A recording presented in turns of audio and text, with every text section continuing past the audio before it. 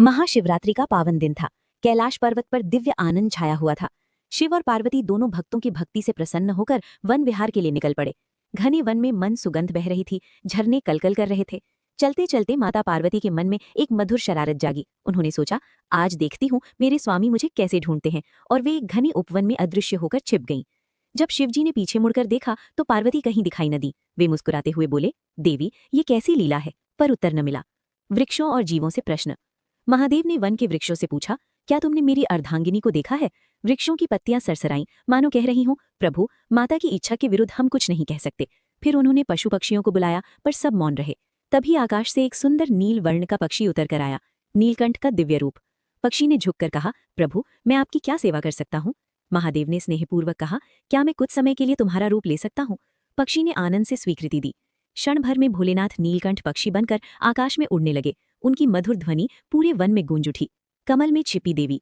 उधर माता पार्वती एक शांत सरोवर के कमल में जाकर बैठ गई थीं। नीलकंठ रूप में शिव उस कमल के पास पहुंचे और बोले, देवी, ये पुष्प आपको अत्यंत प्रिय है, मैं इसे स्पर्श कर भीतर नहीं आ सकता। यदि आप बाहर न आए तो मैं लौट जाऊंगा। माता मौन रहीं। महादेव धीरे धीरे मुड़ गए। जब माता पार्वती ने देखा कि वे सचमुच जा रहे हैं तो वे तुरंत बाहर आईं और उनके पीछे चलने लगी। शिव ने कदमों की आहट सुनी, मुस्कुराए और बोले, देवी, क्या अब भी छिपोगी? माता लज्जा से झुक गईं। सर्परूप और दिव्य नृत्य। दोनों ने आनंद में सर्परूप धारण किया और वन में लहराते हुए नृत्य करने लगे। नृत्य की गति इतनी प्रबल थी कि शिव के मस्तक से पसीने की बूंदें धरती पर गिरने लगी। हर बूंद से एक एक शिव स्वरूप प्रकट होने लगा। ये दृश्य देखकर माता पार्वती चकित हो उठीं। स्वामी, इतने रूपों का क्या होगा? महादेव शांत स्वर में बोले, देवी, ये सब मेरे ही अंश हैं। ये पृथ्वी के पवित्र स्थलों पर निवास करेंगे और भक्तों का कल्याण करेंगे। पवित्र धामों की स्थापना। उन्होंने कहा, मैं Kashi Vishwanath temple, Amarnath cave temple और अन्य पावन स्थलों पर अपने ही स्वरूप में स्थापित रहूंगा। वहां सदैव मेरी दिव्यता बनी रहेगी। माता पार्वती ने विनम्रता से उनका हाथ थाम लिया।